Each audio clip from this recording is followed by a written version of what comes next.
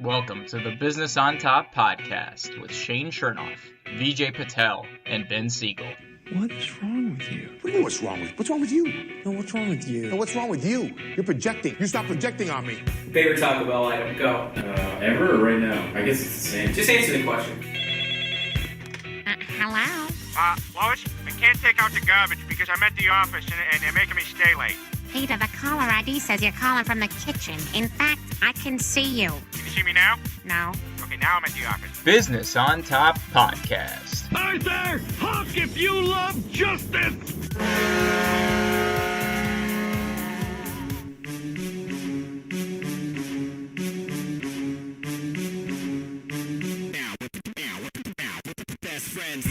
Hello, everyone.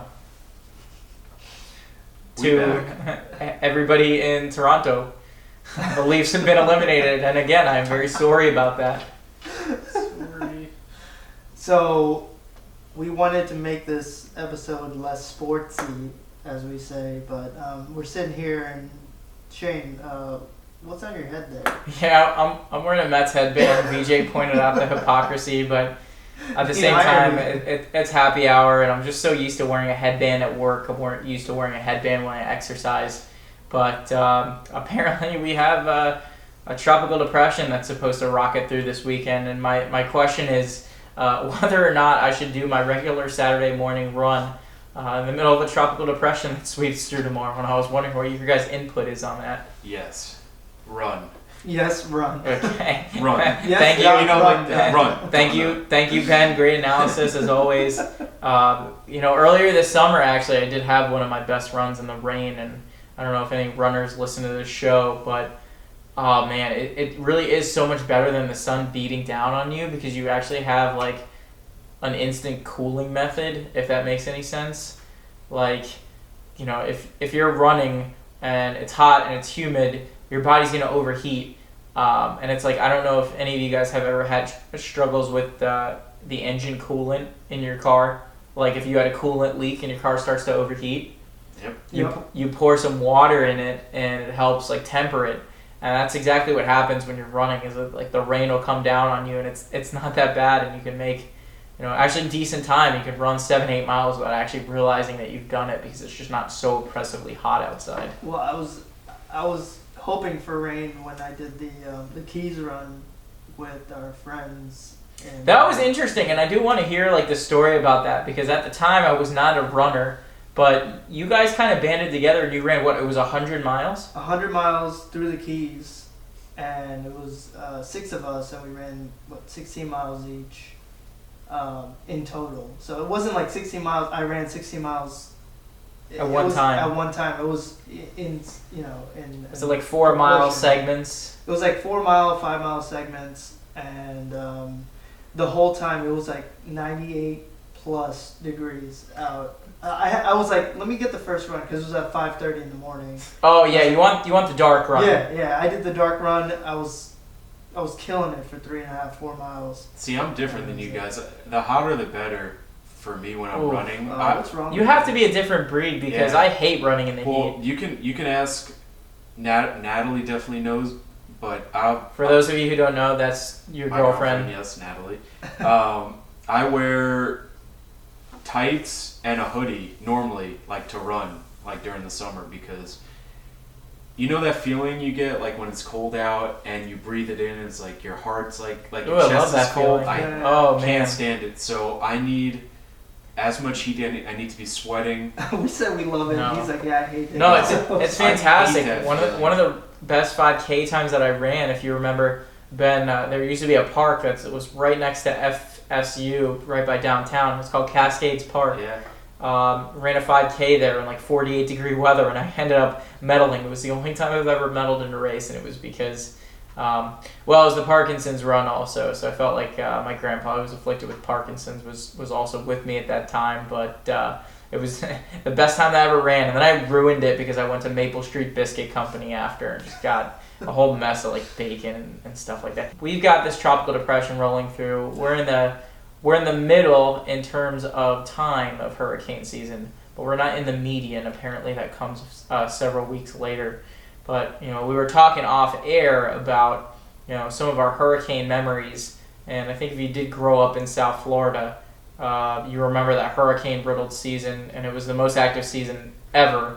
It was 2005, and we had the big three. It was Francis, Gene, and Wilma in that order.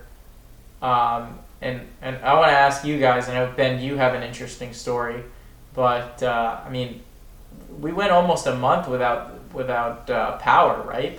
If you guys were like Felt me. like it, yeah. I know the power went out, and luckily I do remember it wasn't super hot because we opened the windows. We got a cold front. Yeah. We randomly got a cold front after one of them. After the storm passed, we opened up the windows, obviously, because we didn't have power, and it was actually really cool out, and it was nice.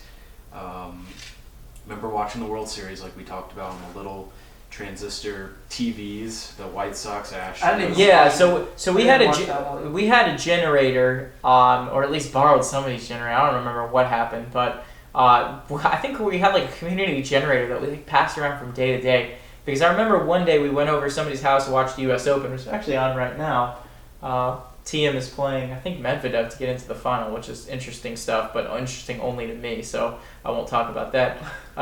We had the U.S. Open on one TV, and then we got it at my place, and we plugged the generator. We could only, you can only power like a few appliances. You can't power your whole place with it. Yeah, but we didn't have a generator. I wish we did, but it's funny because you start out day one losing power. You have all this food. You're not gotta finish it. Yeah, not excited, but you're well prepped. Here's your candles, your flashlights, and day two rolls around. Kind of still there, whatever, like kind of going about playing games, whatever, keep yourself busy. And then, I mean, this went on for once it hit day 7 and we were running out of food. I know my family and I we looked at flights and we actually ended up going to New York. We got a flight out. I think day 7 of having no power, and we pretty much ran out of food. You just said F it and got the hell out of there. We dipped. We got out of here, and I think for at least another week, Boca didn't have power. I could be wrong, but yeah, that was the worst hurricane that I've. Was that Wilma? Was Wilma? Yeah. Yeah, no, Wilma definitely hit us hard, and I remember like we were in at school for like a month, and we got power back after maybe like a week and a half, but it was nice because. The schools were still closed for about an extra week, and I played so much NCAA football. I played just so much NCAA football. That was a weird storm because I remember it going towards Cuba and then just like shifting towards us like almost 90 degrees straight up a wall, right? We've never had a hurricane that's done that ever. Knock on wood, we still don't. Yeah, to my memory, it really wasn't that. I mean, it was strong, but it was a category 2, maybe a 3. It was I think when it made landfall, it was a 3, and then immediately just jacked down to a strong 2. Yeah, and a 3 is obviously strong, but it wasn't something that if a 4 or a 5 hit, you'd expect power.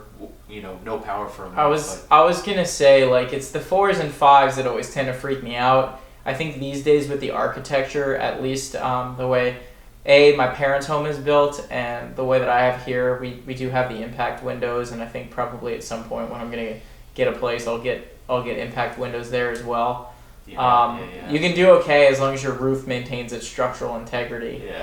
Yeah, it's scary. But it's the 4s and 5s that freak you out because I mean you don't know what the heck it's gonna do, and I'm decently far east, and I just like feel bad for the people who, are living paycheck to paycheck and like don't have the means to put either like accordion shutters or impact windows. And they've been in the same place since like the 50s or 60s or 70s.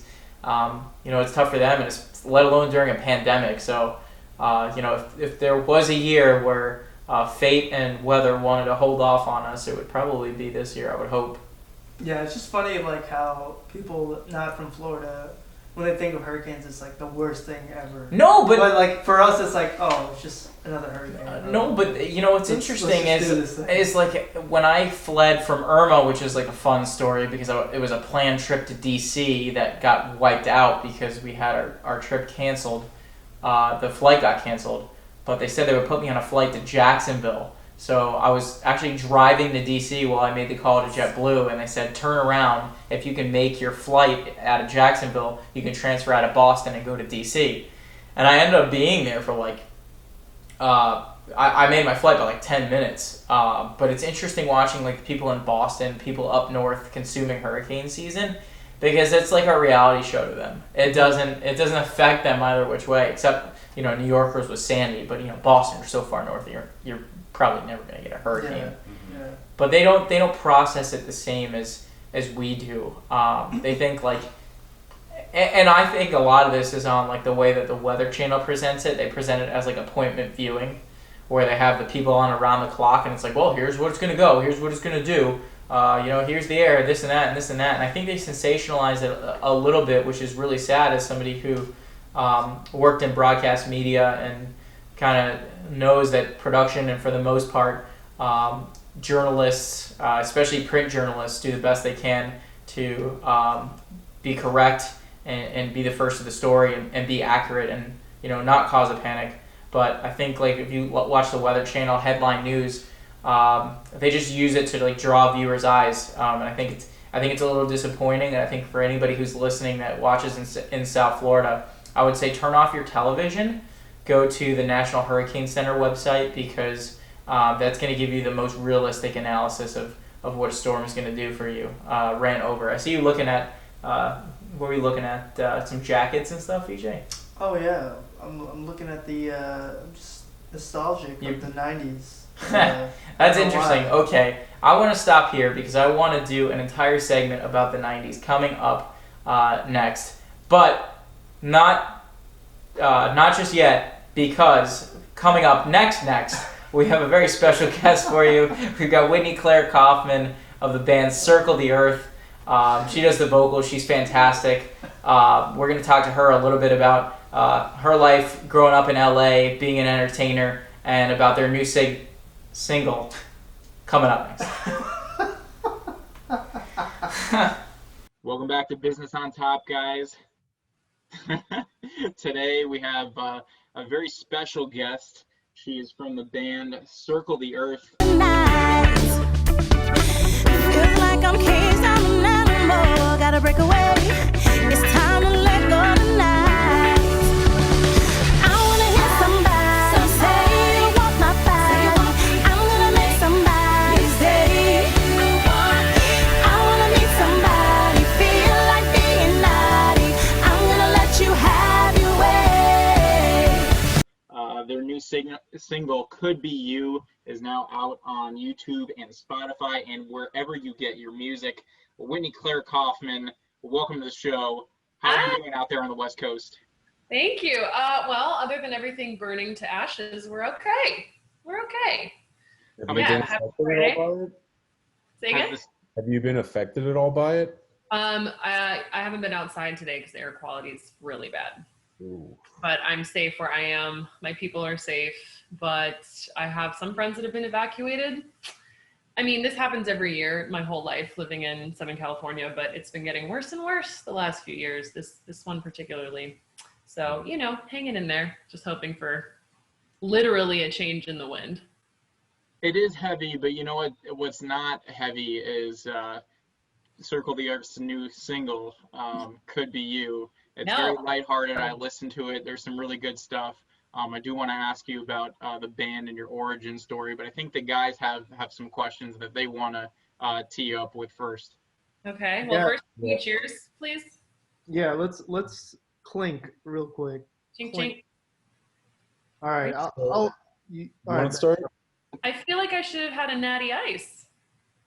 Maybe you should have. Well, it's room temperature natty. Yeah, you're probably better off with not whatever you're drinking. something you would like, but sure. So I kind of want to start it off with, we need to know the backstory of how you and Shane met, started talking. I love it. Let's start with that. Yeah, that's good. I think that'd be a good intro. Shane, do you want to start this one, or should I?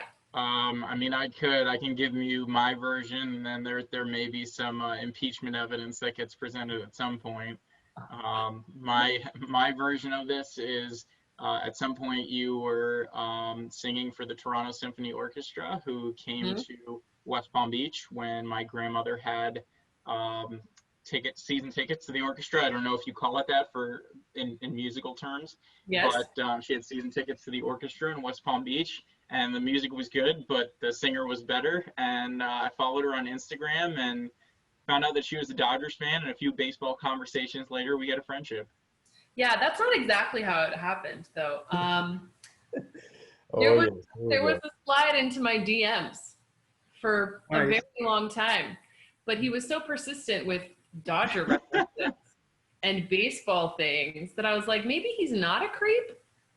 And so we've been friends for like a year now.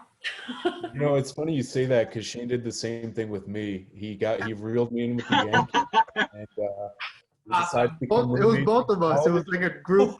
It was a group. So that's Shane's go-to move: is slide in the DMs, bring up baseball, and then you're hooked.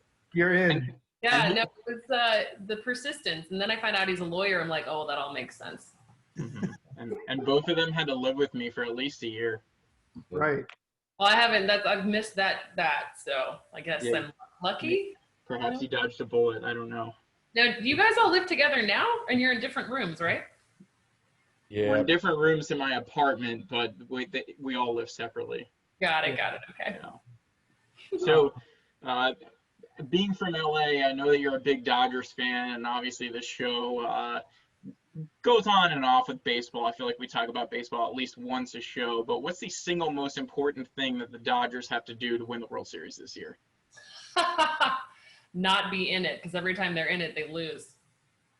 All right. I was talking to my friend last night. I watched the game last night, and the Diamondbacks won, and we were hitting terribly, and it was not a good game at all. But I was telling my friend the Dodgers are like kind of an abusive boyfriend that I just can't seem to leave, because they like build me up and they call me baby and they win a bunch of games, and I'm like, okay, we're in love and things are going great, and then we get engaged, right? We get in the World Series, and I'm like ready, and I get my dress, and I'm so excited about the big day, and then I get to the church and they're nowhere to be found, and then I'm disappointed and heartbroken again. But give it 5-6 months, and they come back and they feel so bad and they apologize and they explain themselves, and I'm like, okay, let's give it another shot. Best record in baseball right now. Are you willing to give another shot? Always. They have the greatest record until the end, and then they're like, meh. I don't know. Maybe Mookie Betts is going to be a game changer. Oh God, I love him. I love that we have him. Yeah. What do they have to do? I guess just keep hitting home runs like they don't care. Pitching. That works. Yeah. Well, that pitching. Works. Getting runs in the door always helps to contribute to a winning team. But somebody who's been with the franchise for a long time, longer than any of us have been alive, has been Scully.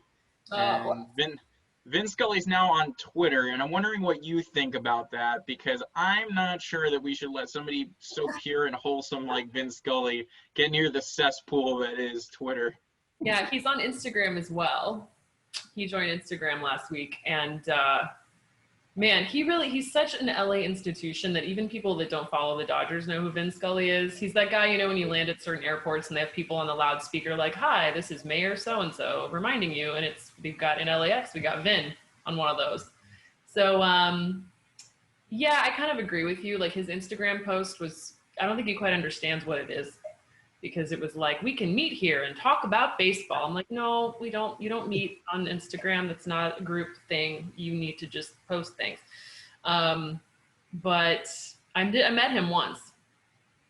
Yeah, so tell us that story. Yeah, so my dad has a lot of different Dodger connections. We had season tickets when I was growing up. And he is really dear friends with a guy named Ross Porter, who did the radio here on the AM. And so through the years, he's like made certain Dodger friends, Dodger connections. And there was one time we went to a game, and for whatever reason, we were able to like go up to the booth and meet and take a picture with Vin. And it was like a total fangirl moment, because it's Vin Scully. He's so great. And he's so sweet. Like just a normal guy. I think he's like 1,000 years old, but he's still trucking. I miss his voice on those games though. It's definitely not the same. The class is gone. Gone. Is Is there like anybody else? I mean, just growing up in LA, do you have any like fun celebrity stories? Like I know somebody who went to USC that like once saw Ryan Gosling picking up Chinese food. Do you have just like a wacky story like that? I'm sure you have a couple. Oh yeah, I mean they're everywhere. I hope no one's allergic to cats because mine might make an appearance at any moment. We're getting the Steve cameo. Don't even think about it. Yeah, I mean, I also grew up in the industry. My parents are both in. Oh, here we go. There we go. Yeah. There we go. In music and TV. My mom was a dancer. My dad worked in music, television, and so I was kind of around a lot of celebrities anyway. But as far as like in the wild goes, the thing that I always find is you see them and you think, is that Ryan Gosling? Nah, 'cause he's too short. And then you're like, no, that is Ryan Gosling. Like they really look so different usually in person when they're not all done up. Everyone's shorter and skinnier than you'd think. But maybe the coolest one, I had a front desk side hustle at like a yoga studio a couple years ago. And Yeah, you did. Huh? Said yeah, you did.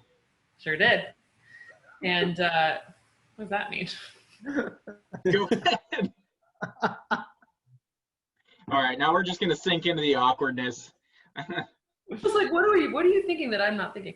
I had coffee with Jennifer Garner. Whoa. Wow. She showed up and was early for an appointment and she was like, hey, is there coffee? I'm like, oh, no, there can be. And I went to go make her some coffee and she followed me into the kitchen and just stood there and we chit-chatted and had a cup of coffee. Is she as cool and wholesome as she's made out to be on the gram? Sweet as hell. So nice. Super normal. You know, I've had some celebrity interactions where they don't really look you in the eye because they're used to people being crazy. But she was just like, yeah, I wonder if being from West Virginia has a little bit to do with that. Whitney Claire Kaufman on with us from the band Circle the Earth. Their new single, I don't know why I can't get that word right now. Their new single, Could Be You. Nervous. Yeah. Nervous. Now available on Spotify, YouTube, and wherever you get your music. One thing that I wanted. Go ahead. The video is on YouTube. It's a really fun music video. We shot it. Yeah, it was Thanks. You like it? Yeah, we shot it in the studio that they filmed the Batman scene where you're in Bruce Wayne's garage. Do you guys remember that? Yeah, that's pretty cool. Yeah, so it was a dope shoot for sure. We'll have to link it in the description when this interview in episode 5 goes live. Awesome. Do it. Yeah. So speaking of music videos and singing, I have a 2-part question. Okay. One, do you like karaoke? I do like karaoke. And if so, what's your go-to song? That's a good one. Yeah. So here we go. Ladies and gentlemen, this is... Okay, Sorry, no, oh my God. Okay. So it's hard being a professional singer and going to karaoke because I think a lot of people think like that you're going to show off. So I find, excuse me. Nice. That's how we like it here. I thought so. It's better if I pick a song that like is a crowd pleaser versus a, like, look how great I can sing. Oh, you have to. You have to. But I know a lot of singer friends that'll get up there and be like, here I go. I'm going to sing with you. Like, you're going to go Whitney Houston in that situation? Adele? I have friends that do that. Anyway. Oh, come on. No, that's not okay. It makes me want to crawl under the table and die. But I always do Your Love by the Outfield. I don't want to lose your love. Come on, give it to us. Give me a little bit. Josie's on a vacation far away. Come around and talk it over. Wow. So many things that I want to say. You know I like girls a little bit older. There you go. So that song. Or Celine Dion's My Heart Will Go On, but I sing it like Celine Dion. That one's always good.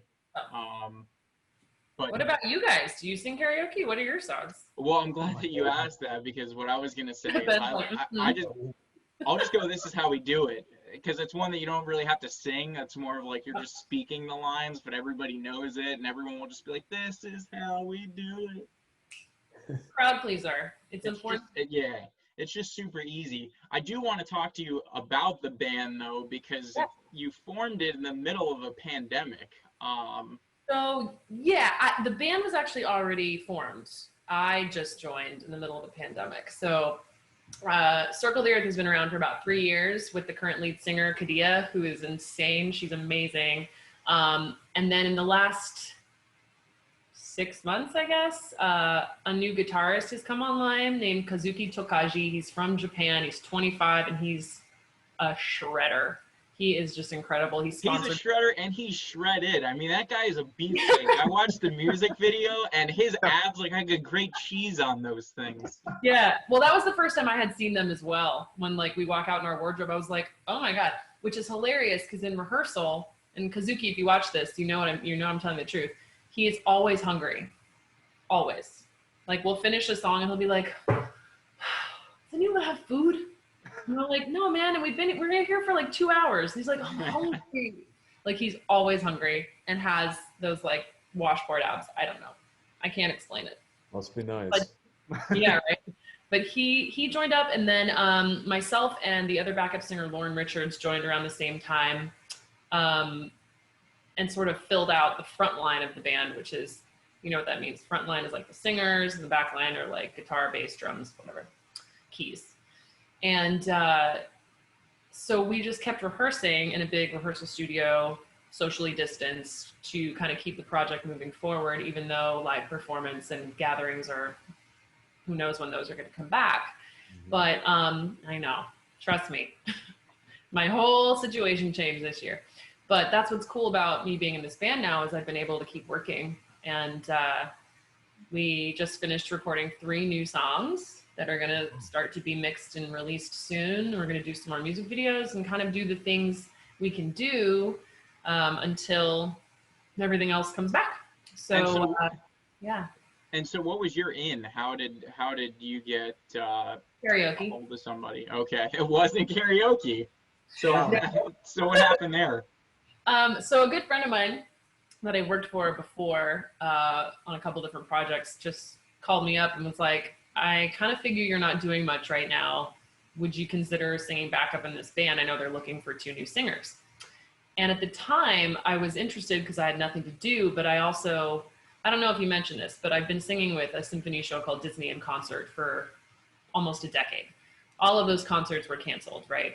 So I was looking for anything to do in my chosen field, ideally. But what I told the band was like, yeah, you know, I'd really love to work with you guys. But at the time, this was, I think, in late May, I thought, well, I could be doing concerts again by the end of the year. Yeah, I think we all viewed this with rose-colored glasses. Yeah. So I told them that. I was like, you know, I just don't know when I'll have to go make good on these contracts that I already have. Because at the time, a lot of orchestras had said, we're just postponing. So, you know, we have another date in August that we're going to just move it to August, or we're going to move it to October or whatever. Now it's all just canceled. But at the time, we sort of made an agreement that I would sing with the band, keep things moving, maybe do some recording for them, and then maybe have to peace out. But it just started to really gel, and I started to realize that I actually really do enjoy the whole pop rock band thing, because I've never been in a band before. And now I'm kind of in it. So I'm not sure what's going to happen with the other things I've been doing, but for now I'm like Circle the Earth all the way. It's pretty cool, and it's funny, you know, looking at the music video, you guys are also like so diverse, which also like ties in the name of the band. You guys look like one of those college brochures that they show. It's like, hey, like, look, we have everybody from, you know, every walk of life that's possibly here. And someone as worldly as you've been around the world, and I think most people that listen to the podcast know that my favorite city is Toronto. I'm curious what your favorite city is. Yeah, I've had the good fortune with what I do for a living to be able to travel for work, which is almost the best way to do it, because you get flown over there, you have a hotel for sure, and then hopefully some free time to explore. Gosh, that's such a hard question. Because there are certain cities that I've been to where I'm like, okay, I saw it, I'm good. And then somewhere I leave, I'm like, oh, I can't wait to come back. Somewhere I've been a lot with Disney in concert, I've been, I think, 7 times now, is to Seoul, South Korea. And it is incredible. I don't know if you guys like Korean barbecue. Oh, yeah. But it is, oh my God, the food, the people are amazing. The culture is, they're lighthearted. It's a lighthearted feel, but everyone, a lot of Western influences, which is kind of good and bad. But I love Seoul. Seoul is an amazing place. Another good place I've been, I love Dublin. Ireland is one of my favorite countries I've visited. Always wanted to go. Yeah, it's on my list. It's great. Where else? Toronto's cool. I've been to Toronto once. That was last April. There for a week. Yeah, we all went, feels like years ago, but it was actually earlier this year for BJ's bachelor party. Yeah. And it was... Oh, I remember photos of this bachelor party. That was you. Oh, did you get married yet? Yeah. No, not yet. It got postponed because of COVID. Oh. It was supposed to be in November, but we're pushing it a little bit. So I'm sorry. I've had so many people have to do that this year. it's okay. We're adapting. It's fine. Good. We're cool with it, so we're good. Right on. So, Whitney, I actually had a quick question. I know we were talking about food, and if anyone who's watched any of our previous episodes, I obviously love food. So, being from LA, I feel like I have to ask, what are the local thoughts on In-N-Out? Is it related? Is it... Have you had it? Raise your hand if you've had In-N-Out. Oh, okay. All right. So you're not asking like, tell me about the bowl. What does a burger taste like? What's a burger? Obviously, I will not betray my local pride and say that it's meh. I love In-N-Out. I really do. I think it's an awesome burger. It's consistent. It's kind of like the Starbucks, like you know what you're going to get. It's always delicious and fresh. Their fries. Overrated. Not good. Not good.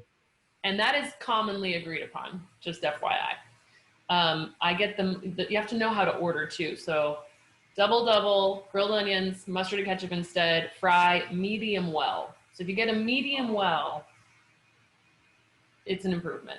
No animal style? I don't like the sauce. Yeah. I don't like Thousand Island.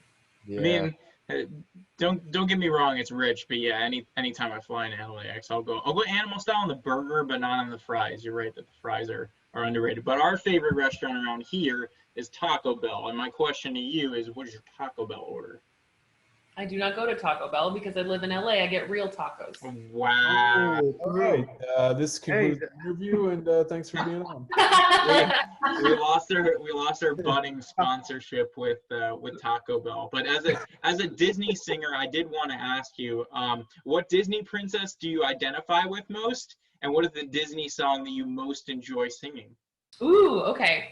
Who do I identify with most?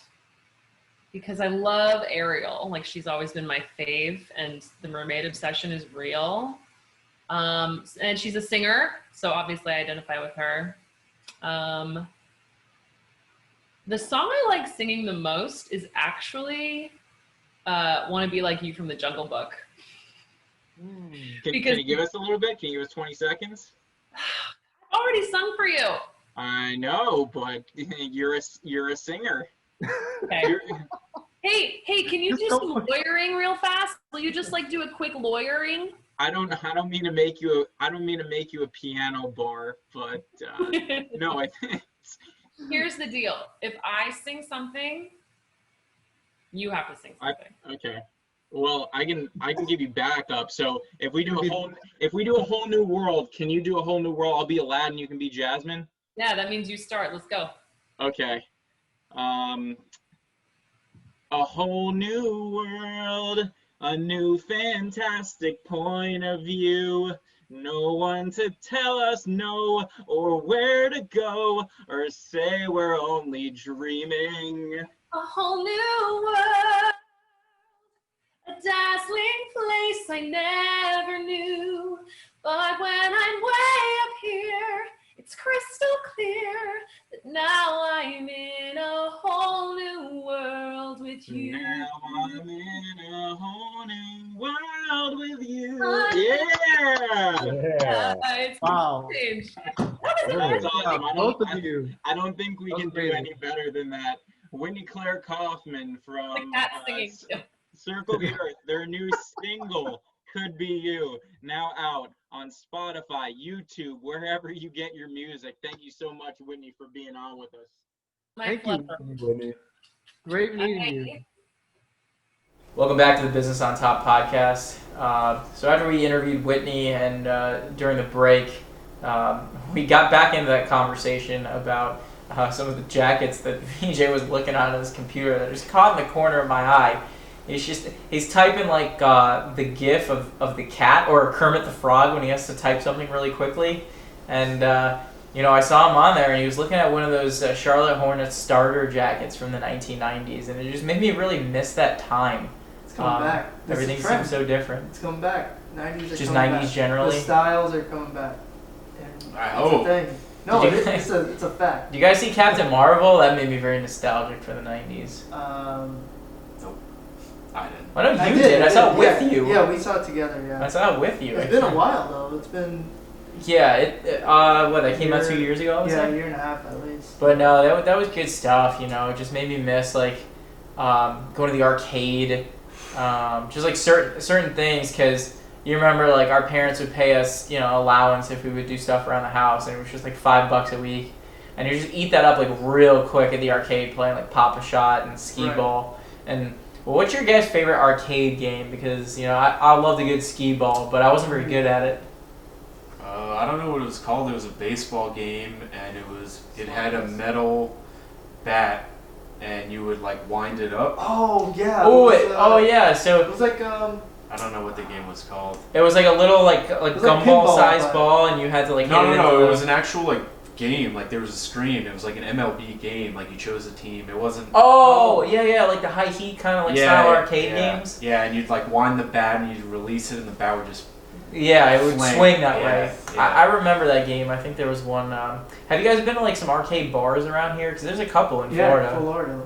That's the one that I was thinking of. What's it called? Not called Pause. Arcade bar? I don't know. Yeah, no. Well, whatever it is, I would love to get a shout out, and next week we're gonna do a live podcast from there. I mean, I was a fan of, it's not 90s, way before, but Galaga is still one of the more Yeah, popular Galaga's a arcade good, games. classic arcade game. Yeah, I love that game. Wow, I don't know why I didn't say these two. X-Men and Simpsons. Remember the Ooh. X-Men and Simpsons games? Yeah, I think it's pretty much like based off the same engine, right? Yeah. Like it was four joysticks. Konami must have just made them both. There was an A button and a B button, and one was jump and one was attack. Yep, exactly. And it was like basically Homer would do the exact same thing as Wolverine, except he was fatter and more crudely drawn. Yeah, exactly. What about TMNT? Teenage Mutant Ninja Turtles. Ooh, yeah, no, I Same love. thing. It was like Well, the Teenage Mutant Ninja Turtles game that I had was. Do you remember one of those like Tiger Electronics games that you plug batteries in, and it was like a blank screen, and like it would just fill up the lights like based on how you would play the game. I don't know if I'm explaining this right, but okay, no, whatever. I'll just drop it. I know for me, I know the 90s talk, but definitely arcades. But the first thing for the 90s for me was, I know Shane definitely was. I don't know if VJ was, but WWF. Oh my Before goodness. it became WWE.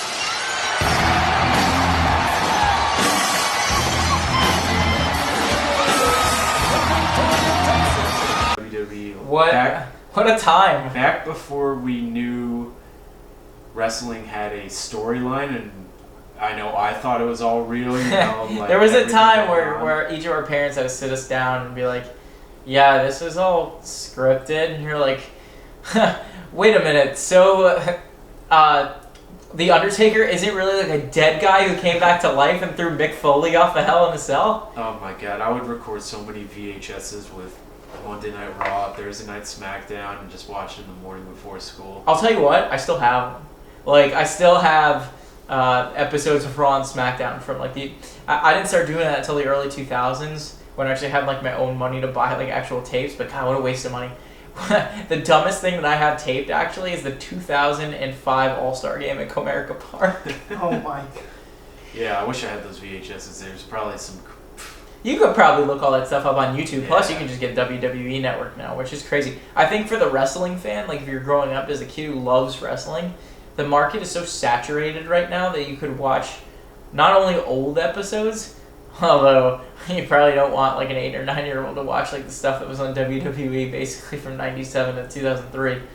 Or WCW for that matter. I sent you guys some WCW videos that were just ridiculous, right? Oh yeah. The Viagra on a pole match was a thing in 2000. In case anyone ever wants to, we're gonna play a game. If you're listening along with us, just Google this. Search WCW Viagra on a pole match. It existed. I'm not proud of it. I didn't invent it. I'm not endorsing it. I'm just saying that it existed. But gotta love the 90s. No, you can watch Monday Night Raw on Monday. You can get SmackDown on Tuesday, AEW on Wednesday, or well, I guess SmackDown's on Friday now. But man, there are so many different promotions and things, and you can watch stuff on YouTube now. I remember. Do you guys remember like trying to like download movies, and the only thing you could watch it would be through Windows Media Player in the pre-YouTube days? That was the old days, yeah. Man, I'm thinking of the 90s now. What are the movies that came out in the 90s? Space Jam was mine. Jurassic Park. Space Jam, Jurassic Park. Space Jam. But by the way, those are Jurassic Park, franchises. but those guys in Jurassic Park, those guys were idiots. I mean, what are they doing? They made the same mistake like no fewer than 4 separate times, right? Yep. Like, how are we like, we took care of it. Accidentally, we released the dinosaurs again. How do they keep making that mistake? We all like it. They're supposed to be scientists. We still watch it though. Yeah, I mean, I didn't love it like most people did, but... I you remember the Scooby-Doo, like the animated movies? Like Escape from Spooky Island? I remember watching it. I never really... There was one that was set in New Orleans. That was Really? the one that I would watch all the time. Yeah. And it was Scooby-Doo was good. What else did we have in the 90s? I mean, the Marlins won the World Series in the 90s. That was kind of like my heyday down here when the Marlins won the World Series. That was before iPods, too. Oh my God! Way like, before iPods. The Discmans. We had Walkmans. Sonys. We had Walkmans. Yeah. It was like you would have a CD player Walkmans, yeah. attached to a headset, which is basically as big as this one. You'd have to walk around and jog with it. Mm-hmm. God, all these. Oh God. Yeah, This generation after us is just like, what the hell are you Yeah. guys talking about? Yeah. So, and that's the interesting. You're right. You're so right about that. Yeah. You got tech neck, you know, you gotta go see a chiropractor. That's one of the other things that the 90s makes me miss. Just like being able to just like jump off stuff and not worried about how it's gonna affect me the next day. Yeah. I think one of the biggest old person injuries that there is when I say that I have a nagging hip. I have a nagging hip that whenever I run, like the hip flexor, my wonderful chiropractor, Dr. Patel, has informed me that it's actually the IT band of my right leg, and it like pops every time I walk around. It's like, can you think of, if we're doing The Price is Right and you had to steal any injury that would be worse than a hip injury? If you're talking about what is an injury an old person would have? Back. Yeah, but our backs all hurt though. Like we all kind of have back pain because we don't have great posture. Cause we Remember, sit so speaking much. of back, remember probably the last time we were all on a baseball field when Yes! we were taking grounders, and I think I was at third or short, and I think you were hitting Shane, and you hit a ground ball, and all I did was the motion of bending down. You tried to like lean to get the ball on the my run. back, and I felt so like I couldn't even. Was that there? Yeah. Yeah, you were in the outfield. You got hurt? Yeah, and my back was hurting for like 2 weeks, and I was like, wow, I'm old. Like do I have to stretch now? We were like 20. I was 25. I think I was studying for the bar exam at that point. This was 2 or 3 years ago, so wow. It's probably even worse now. I don't even want to imagine what my back would be like if I were to go outside and take a run. No, I just miss like we play. I mean, I don't know what you guys would do, but we played a lot of kickball in like kindergarten and first grade, like late 90s. Mm-hmm. We did. Yeah, PE, like yeah. Did you guys do cherry bomb? Rover. Like cherry bomb was, I don't know who came up with it and how it happened, but like in kindergarten and first grade, like you could either kick the ball normal or you can just grab it, pick it up, and just like punt it, and that was the cherry bomb. And we were just like, there was no point in actually like kicking it while it was moving. We would just pick it up and just cherry bomb it. I don't remember that. No. I just remember 500. We used to play that. Oh, and Pokemon, like how did we forget about that? Pokemon dominated the 90s. What else? Yo-yos were big. Oh, the Dunkin' Yo-yos. Could you ever do tricks on those? On the 90s. Oh, absolutely. Easily. Did you guys do tricks on like the Dunkin' Yo-yo? Did you walk in the dog? Or... Oh, I did all that. Oh, you could do it? Yeah, I did all that. This was a little late, but like tech. What about Tech Decks? If you had to pick between Dunkin' Yo-yo and Tech Decks. What was Tech Decks? I don't even know. Tech Decks are little mini skateboards that you use like with your fingers. Yeah, I used to have a bunch of those. I couldn't do trick borders. I couldn't do tricks with that thing. No, it's hard. I remember that was like my brief skating phase, and again, I'm venturing us far out into the early 2000s, but I did a manual and then I fell on my face and couldn't do an ollie, and I was like, yeah, brief skating phase, 5th, 6th grade, just because like Tony Hawk 3 was so revolutionary and the PS2. It came back. Tony Hawk's back. Yeah, I'm excited for it. I want to take a look at that. Yeah. And Tony Hawk, if you're listening to the pod, come on. We'd love to get you on for next episode. And He was kind just of talk on about that game. Part of My Take. Yeah, no, he just seems like a down to earth dude. Like his Twitter is very funny. Like passing through the airport and like just random conversations that he has with people. Just seems like a fun guy. I'm surprised he's not Canadian, just like based on how like generally friendly that he is. Kawhi Leonard. Yeah. Hey! It's time for shower thoughts. Hey, let's go. Are we starting? Yeah, let's. What the hell? What the hell just happened? What happened? All right. I was tossing to someone. I was giving my voice a rest. I think I was waiting for some sort of like musical effect that I imagine will be in the video. Yeah, we'll put some imaging in there to cover up for like the awkwardness of. We'll play it raw also. In the outtakes, but man, that was lousy. Bad. I don't know that might have been the worst 15 seconds that we've ever had as a podcast. We were not on the same page there. All right, well, I'll start it off then. So, shower thought for this episode. Have you guys ever thought or wondered who came up with curse words and like why? Why became a bad word? Yeah, why? That's a great question. Why did curse words? Why did that?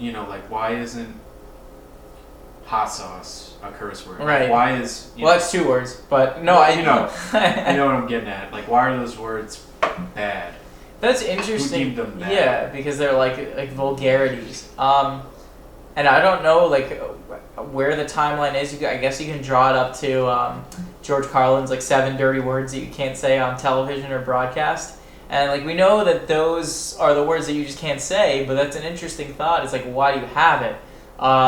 Randomly, our AP psychology teacher back in high school explained that F stood for fornicating under consent of the king, and because it had something to do with like sexual intimacy, that was what made it taboo.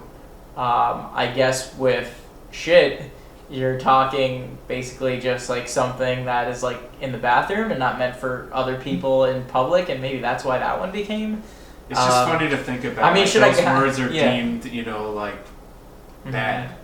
If you're gonna do GD, we're gonna talk like, that one obviously has like religion into it, and you're not supposed to take the Lord's name in vain according to the 10 Commandments. But it is weird that like someone like just decided. Well, when they started having television, like. Who were like the guys who are probably 100 years old now that sat in a boardroom and were like, okay, well these are the things you can't say on TV. Yep. It's very odd. Do you have any input on this? No. I'm just looking up F. Yeah, I see Urban it. Dictionary. What do you see? Urban Dictionary. Might as well look it up on Wikipedia. No, Urban Dictionary is fun. I think we should spend the whole segment. Can you read it without being? We should spend a whole segment on Urban Dictionary. But can you read this without violating our one rule that you can't say F here? Okay. What is it? A noun, a verb, or an adjective? This one is.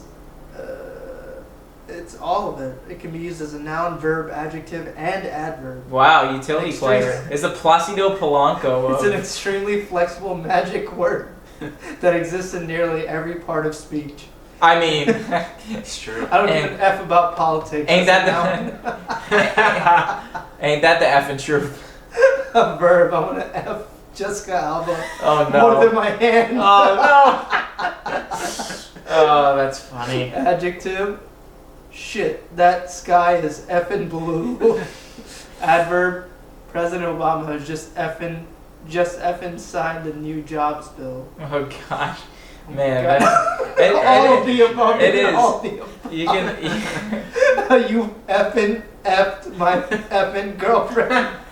You backstabbing F. That's. Oh man. I'm just gonna say it. I like we're getting into dangerous territory on this. I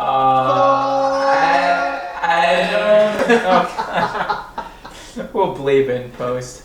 My shower thought is the air fryer can be a blessing and a curse. This is not going to be as good as this. I don't know. I'm even trying. But I think everybody who's listening should know that on Tuesday, me, a grown 28-year-old male living on his own sufficiently, decided that he wanted dinner. So he put frozen chicken nuggets, frozen French fries, and 2 slices of pepperoni pizza in the air fryer and called it dinner. And I'm not proud of it. That's not who I am usually. I feel like I'm apologizing after I made a gaffe on the air. But the air fryer, you can make some really healthy stuff in there. For example, frozen salmon. But you gotta be careful because it's so convenient to just put chicken nuggets and fries in there. So use it with great power comes great responsibility, I would say, and that's my terrible shower thought. All right. Well, I'll end the shower thoughts segment. With mine, it's this is one that we've all thought about, but are aliens living amongst us, or will we be visited by aliens at some point in our lifetime? If you look at the Drake equation, which is basically the calculation of the area of the entire universe and the odds that we are the only sentient beings capable of independent thought, all signs point to yes. Recently, I think the CIA or members of the FBI just confirmed that UFOs actually are a thing that they're looking into, which is something that we're not talking about enough, right? I want to talk, honestly, next segment, not next segment, but next episode, UFOs and Urban Dictionary, for sure. Yeah. But, I've always been interested in, looking at UFOs, and I remember I read a book, in elementary school. They would make you take out fiction and nonfiction in the library, and I think I just, read stuff about, space and UFOs for probably, 2 months straight. So this is actually a weird wheelhouse for me. They confirm that UFOs exist, but obviously haven't been able to pin down whether any sentient life exists or whether it's just a bogey or a weird anomaly on radar traveling at an unusually high speed. I don't think they exist on Earth. I think there's other beings out there. Whether you I think when people hear aliens, they automatically think of the big eyes, the green ones. Big head. Yeah, they have a picture. I don't know if they look like that, but I do think there are other living beings, whatever they may look like, outside of Earth. I think somebody had to know something to make Men in Black. I think Men in Black's a little bit too close to the truth, and we just kind of are chilling and we don't know anything about it. I can't remember being neuralized at any time, so I mean, think about it that way. I just want to be a fly on the wall at Area 51. That's it. I just want to be there. What's going on? What the hell's going on over there? Okay. So that was my shower. There probably are aliens that are disguised as flies on the wall. I think that's a good shower thought. All the flies that we see are aliens. Well, we're off on a great start to the weekend. Thanks to Whitney Claire Kaufman of Circle the Earth for being on our show. We are going to brave the tropical depression this weekend and stay braced and hope that we don't get any more tropical systems coming our way. Stay safe, stay tuned. Take care. We'll see you next time. Peace.